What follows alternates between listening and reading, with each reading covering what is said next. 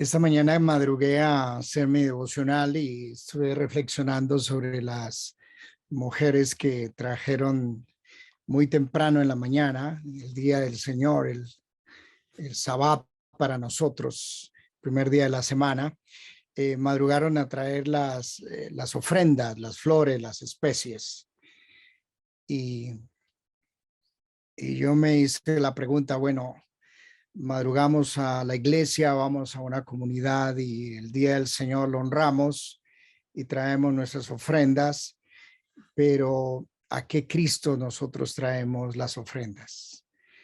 Y en nuestra tradición popular en América Latina, ¿a qué Cristo la gente adora y busca y va a la misa o a las iglesias? Y bueno, vale la pena preguntarnos todos nosotros qué Cristo usted camina, con qué Cristo usted camina y con qué Cristo usted va en el peregrinaje de la vida. Hoy vamos a hacer un estudio bíblico, no un mensaje, porque Cristo hizo un estudio bíblico con esta bella historia de los discípulos que iban en el camino de Maús. Es un poquito largo porque arranca desde Moisés y va a través de los profetas. Bueno, Jesús se tomó más o menos 2 horas y media, que era el tiempo que había entre Jerusalén y Emaús, pero ustedes son pacientes y no, como sé que son pacientes, no voy a abusar de ustedes para hablarles 2 horas y media. Les voy a hablar más cortico. Pero bueno, veamos esta historia hermosa que Lucas nos registra todo la conocemos, en Lucas capítulo 24, y podríamos arrancar desde el versículo 13. Aquí dos de ellos iban el mismo día a una aldea llamada Emaús, que estaba a 60 estadios de Jerusalén. E iban hablando entre sí de todas aquellas cosas que habían acontecido. Sucedió que mientras hablaban y discutían entre sí, Jesús mismo se acerca y caminaba con ellos, mas los ojos de ellos estaban velados para que no le conociesen. Y les dijo: ¿qué pláticas son estas que tenéis entre vosotros mientras camináis? ¿Y por qué estáis tristes? Respondiendo uno de ellos, que se llamaba Cleofas, le dijo: ¿eres tú el único forastero en Jerusalén que no has sabido las cosas que en ellas han acontecido en estos días? Entonces él le dijo: bueno, ¿qué cosas? Cuénteme. Ellos le dijeron: de Jesús Nazareno, que fue varón profeta, poderoso en obra y en palabra delante de Dios y en todo el pueblo. Y cómo le entregaron los principales sacerdotes y nuestros gobernantes a sentencia de muerte y le crucificaron. Pero nosotros esperábamos que él era el que había de redimir a Israel. Y ahora, además de todo esto, hoy ya es el tercer día que esto ha acontecido. Aunque también nos han asombrado unas mujeres de entre nosotros, las que antes del día fueron al sepulcro. Y como no le hallaron su cuerpo, vinieron diciendo que también habían visto visión de los ángeles, quienes dijeron que él vive. Y fueron algunos de los nuestros al sepulcro y hallaron así como a las mujeres habían dicho, pero a él no le vieron. Entonces él les dijo: se ganaron semejante regaño, oh insensatos y tardos de corazón, para creer todo lo que los profetas han dicho. ¿No era necesario que el Cristo padeciese estas cosas y que entrara en su gloria? Y comenzando desde Moisés y siguiendo por todos los profetas, les declaraba en todas las escrituras lo que decían de él.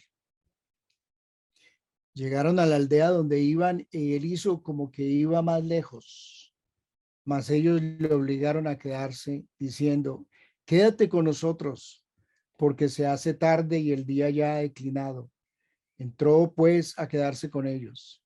Y aconteció que estando sentados con ellos a la mesa, tomó el pan y lo bendijo y lo partió y les dio.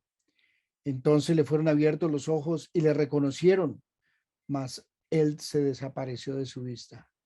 Y se decían el uno al otro, no ardía nuestro corazón en nosotros mientras nos hablaba en el camino y cuando nos abría las escrituras. Y levantándose en la misma hora, volvieron a Jerusalén y hallaron a los 11 reunidos y a los que estaban con ellos, que decían, ha resucitado, el Señor verdaderamente ha resucitado y ha aparecido a Simón. Podemos dejar ahí.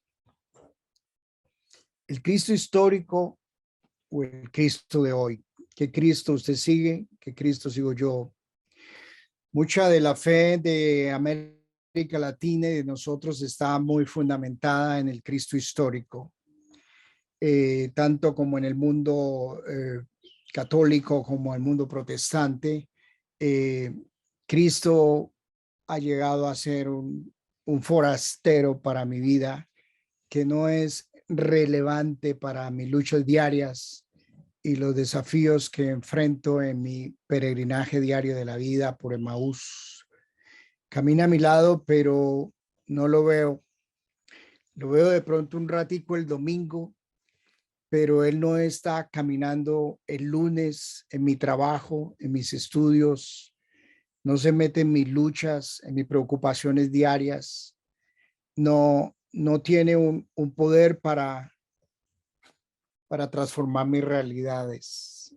Y creo que ese fue el Cristo de estos dos discípulos, el Cristo histórico.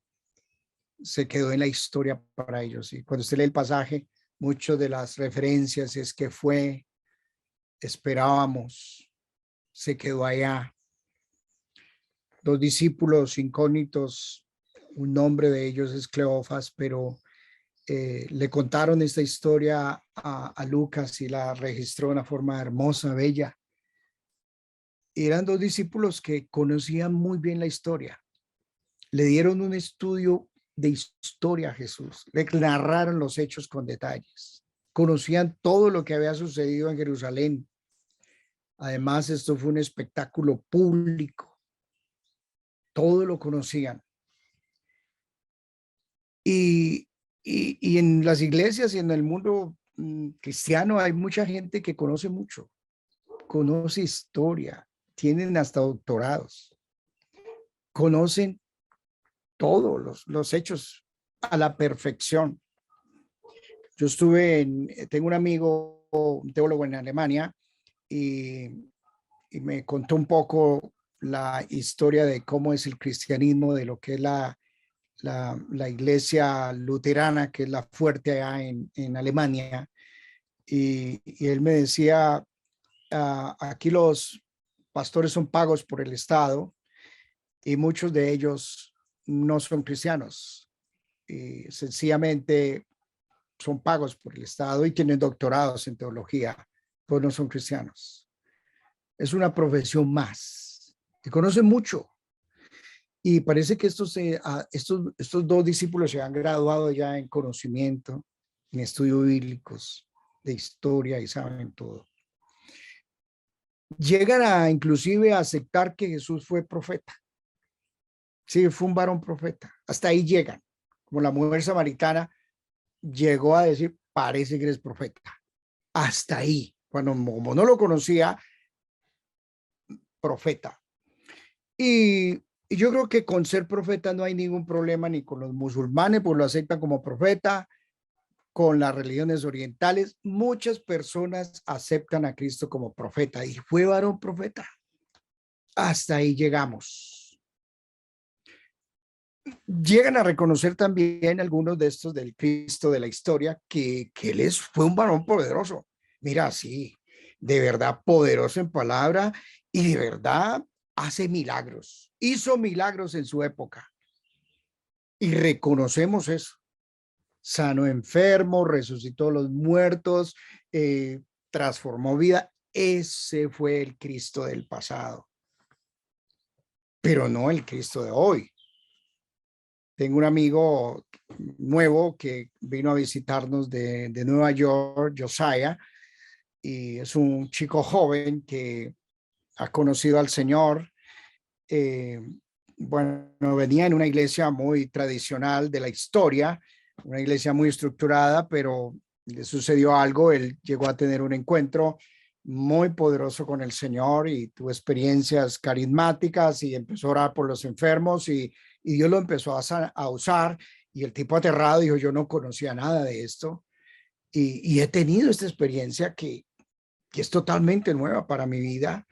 Y él empezó a compartir eso en la iglesia, a orar por los enfermos, se empezaron a sanar. Entonces el comité de la iglesia lo llamó y le dijeron, perdón, eso fue del pasado, eso ya no opera hoy. Esto o es demoníaco o es manipulación a las emociones. Por lo tanto, le pedimos que por favor se retire de la iglesia, porque eso no va con nosotros. Y en algunas comunidades, si alguna manifestación sobrenatural hay de Dios, no, eso fue el pasado, pero no es de hoy. Eso no lo aceptamos, porque eso rompe el esquema. Esto rompe nuestra formación y nuestra tradición y del Cristo en el cual nosotros nos hemos formado. Entonces, este Cristo deja de ser relevante para muchos y llega al punto en el cual Cristo se vuelve forastero.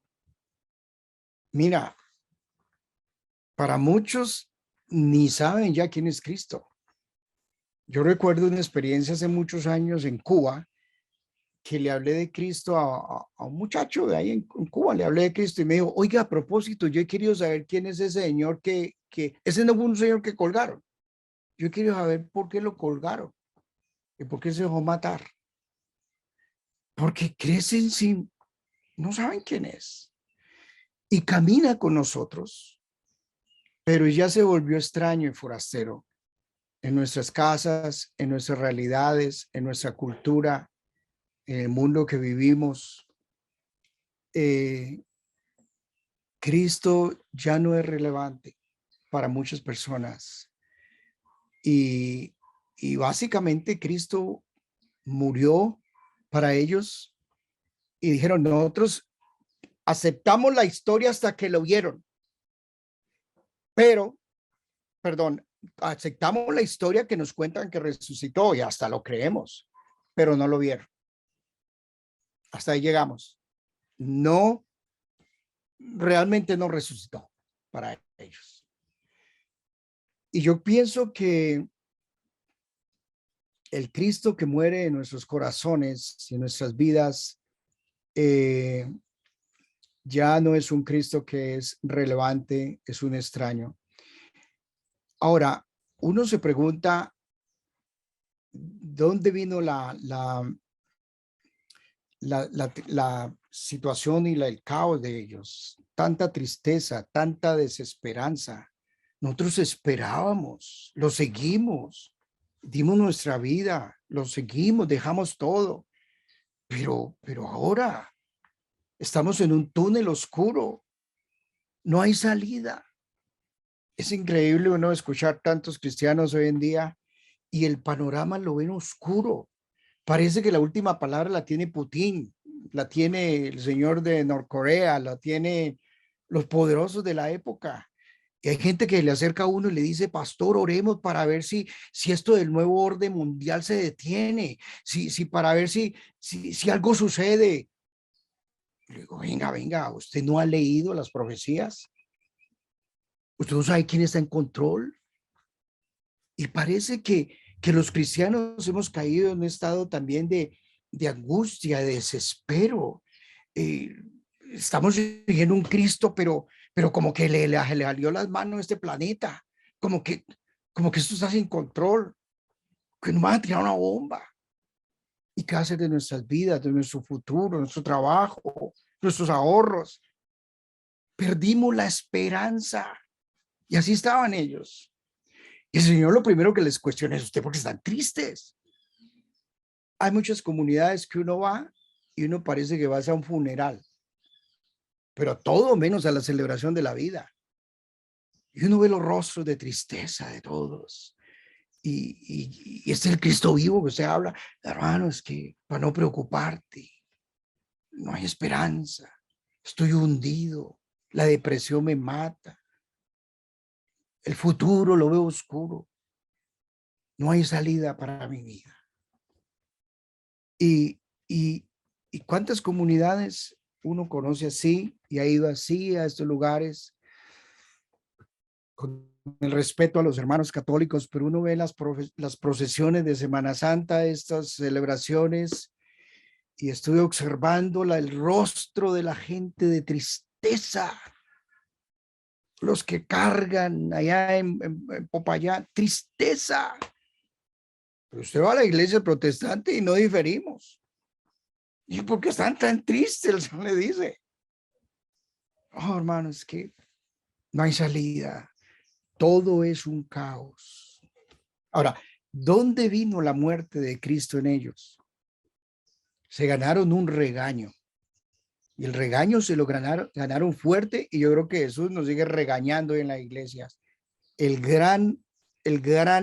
gran tragedia de ellos, desplazaron la escritura, dejaron de creer la palabra. Y el Señor les tiene que llevarles a hacer un estudio bíblico nuevamente y recordarles la escritura. Yo creo que el Señor sigue regañando allá tanto de nosotros que desplazamos la escritura. Las iglesias están llenas hoy en día de gente que entretiene. Hay un individuo que dicen que lo siguen 5 millones de personas cada 8 días. No abre la escritura. Contadores de fábulas. Y la escritura la desplazamos de nuestra vida personal, de nuestros devocionales, de nuestros hogares. Y por eso Cristo ya se volvió un forastero. Y las generaciones que se están levantando hoy en día, de los hijos y de los muchachos, Cristo ya es forastero. Estas historias de la muerte y la resurrección de Cristo ya no son relevantes para nosotros. Esto no es motivo de celebración y no es gran acontecimiento para nosotros. Y cada vez gradualmente vamos a desplazar las historias, la escritura. Y se van a levantar hijos y generaciones que van a decir, oiga, ¿quién fue ese señor que colgaron allá? Yo no sé quién es el Señor. Porque dejamos la palabra. Increíble. Cuando ustedes han tenido la oportunidad, si han tenido la oportunidad de mirar por Europa los templos, cuna de la reforma, vacíos. Me formé y estudié en Canadá y conocí tanto de templos y en una vez me equivoqué. ¿Qué templo tan hermoso? Y me dijeron, ¿sabe quién predicó allá? Predicó J.I. Packer. Ella predicó en ese templo. Hoy es un templo del Hare Krishna. Muchos de esos templos hoy son discotecas. Me tocó estudiar en una época donde el domingo era sagrado, en esa misma cultura. Todo cerrado. Era el día del Señor. Hoy ya no. Cristo ha sido desplazado. La palabra ha sido desplazada. Y murió Cristo. Y no porque Cristo murió, murió la palabra. La palabra nos mantiene viva la fe, y la crisis que ellos tenían era una crisis de fe. Por eso el Señor hace la pregunta, cuando regrese, ¿voy a encontrar fe en la tierra? No estadios llenos, eso no es. No individuos que lo escuchan 5 millones. No, eso no es lo que le está preguntando. Es fe. Todavía hay gente que cree en este libro, que cree en la palabra. O esto ya está desplazado. Increíble que uno va a esos auditorios, que cuando uno tuvo oportunidad, que lo invitaban a predicar a uno. Yo nunca olvido que me invitaron una vez a predicar en Canadá y me dijeron 10 minuticos.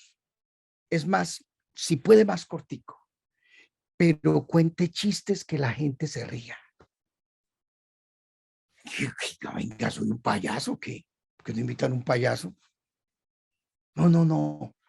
Es que la palabra no es relevante para nosotros ya. Que la gente se aburre. Que la gente ya eso no. Y yo sí pienso que el Señor hoy nos ve y nos sigue diciendo, usted es un insensato. Usted es un tardo de corazón. Usted desplazó la palabra de su vida, de su hogar. La palabra dejó de ser el centro. Por eso Cristo ha muerto en tu vida y dejó de ser relevante. Dejó de ser el Cristo que puede meterse en tus realidades y transforma tus realidades, que puede hacerte un milagro, que puede abrirte el cielo, que te puede abrir el mar, que puede hacer cosas sobrenaturales, que puede hacer algo imposible. Me invitaron a hablar a un grupo de jóvenes y me dijo el pastor, mire, estos jóvenes muy difíciles que vengan y pues vamos a hacerles un gran énfasis que tú vas a venir, pero muy difícil que ellos vengan y vienen unos poquitos. Tuvieron un encuentro con el Cristo resucitado, hubo una manifestación poderosa de Dios. Les hablé de aviva el fuego del don, que cautiva hoy a la juventud que no tiene utopías, que no tiene sueños, que no tiene pasiones, que los cautiva. Mundo del internet, el mundo de los influenciadores. ¿Qué propuesta les hacemos a ellos nosotros? Pero vino el Espíritu y los cautivó y los tocó. Ayer me llamó, me dijo, ¿dónde estás? Y estoy en el chalet, estoy con mi familia. Venga usted, ¿qué hizo con este grupo? Están enloquecidos, trajeron un poco más. Esto está aprendido acá. Encontraron el Cristo resucitado.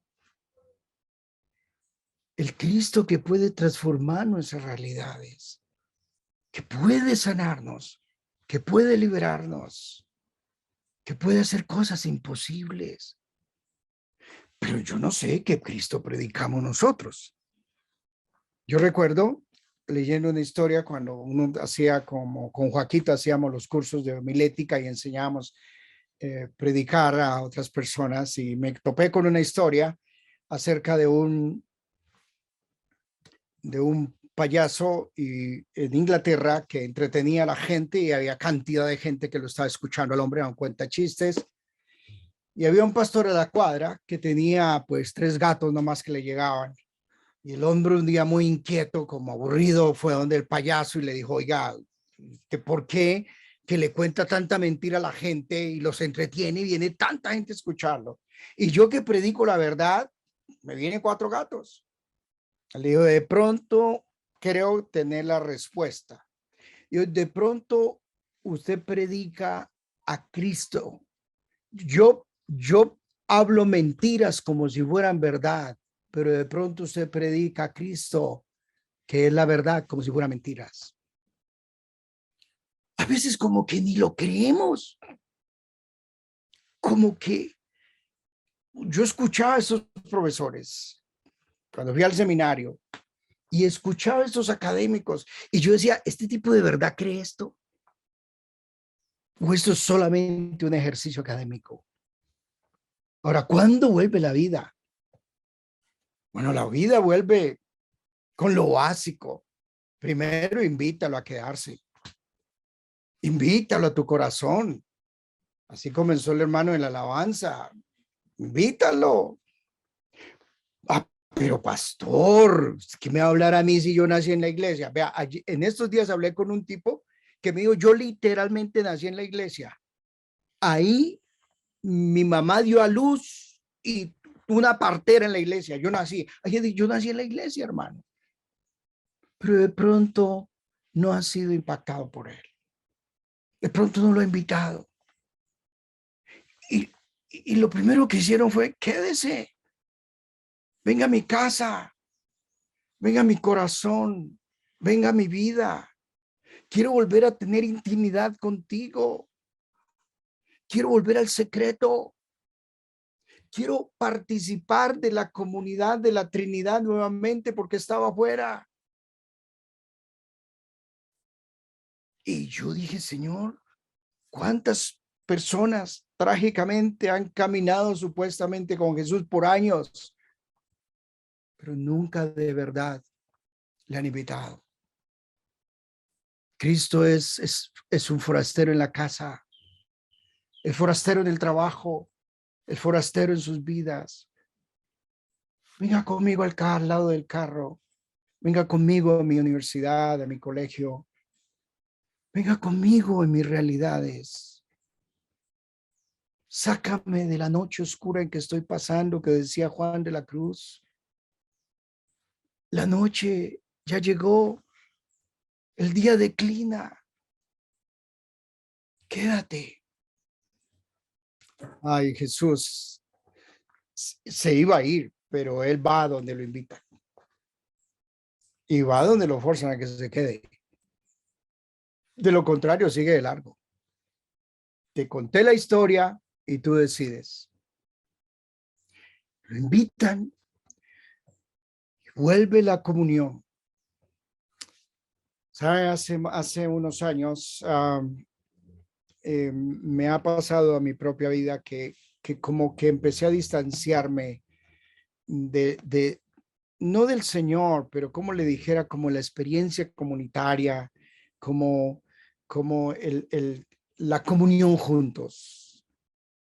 Y volví a una comunidad con mi esposa, nos estamos reuniendo y tuve la experiencia de la comunión otra vez. Qué impacto para mi vida. Y yo decía, Señor, como el Señor dijo, yo he deseado esto, yo también lo deseaba. Y tuvieron intimidad con Él, tuvieron silencio. Y en ese silencio, en ese secreto, en la comunión íntima, se les abren los ojos. Hay un milagro, hay una revelación, hay un encuentro sobrenatural. Nosotros debiéramos de anhelar eso, no porque vivimos de emociones, nuestra fe está fundamentada en lo que Él dijo, pero uno como que sí debiera de anhelar compañía con papá, intimidad con papá, revelación sobrenatural, toque divino, una voz que en el silencio venga y prenda a mi corazón. Y a través del Espíritu, con el encuentro con el Espíritu, como lo tuvo Moisés, ese fuego que tuvo ese encuentro en su vida, le ardió su corazón de pasión nuevamente. No sé si el corazón de ustedes arde de pasión por Él. Es ese anhelo de su presencia, ese anhelo de su palabra, ese anhelo que consume, que uno pueda decir, Señor, no veo la hora de postrarme y adorarte. No veo la hora de escucharte. Es una pasión que solo el Espíritu la prende a través de su palabra en nosotros. ¿Acaso no ardía nuestro corazón? ¿Cuándo fue la última vez que ardió su corazón de pasión por Él? Que te consume, que pueda decir como el siervo brama por las corrientes de las aguas. Mi alma tiene sed de ti, Señor. Estos apasionados se conocen. Estos apasionados se les nota. Algunos les decimos fanáticos, les decimos intensos. Los podemos catalogar de muchas formas. Pero esos son los que dicen, dame más. Yo quiero más. Y uno como pastor los conoció en las iglesias. Aquellos para los cuales la reunión era harto y aburrido. Y ahora el impacto es que después de que se vienen de la comunidad, y son ahora unos 2 horas y media y ya en la noche que le han dicho a Jesús que ya era tarde, mejor ya descansar. Ahora no miden el tiempo. Ahora no les importa los peligros del camino. Ahora no les importa los riesgos. Hay que volver a la comunidad. Hay que volver. ¿Y qué les movió? Una pasión interna. Un efecto inmediatamente que sucede en las personas que Cristo empieza a morir en sus corazones porque desplazaron la palabra es que la experiencia comunitaria se vuelve aburrida. Y de verdad, ¿para qué voy a una experiencia de un Cristo muerto? Donde todos están tristes, donde no hay esperanza, donde no hay vida. Se van de la comunidad. Pero Cristo, cuando vuelve a prender fuego en el alma de aquellas personas, la primera reacción es volvamos donde los hermanos. Y tenemos historias frescas que contarles, historias de la resurrección, historias de mi peregrinaje en Emaús, cómo me hizo un milagro, cómo me abrió el cielo, cómo me habló, cómo me puso en la ruta correcta de la vida y cómo me sacó de mi oscuridad. ¿Sabe por qué la gente hoy no habla de Cristo?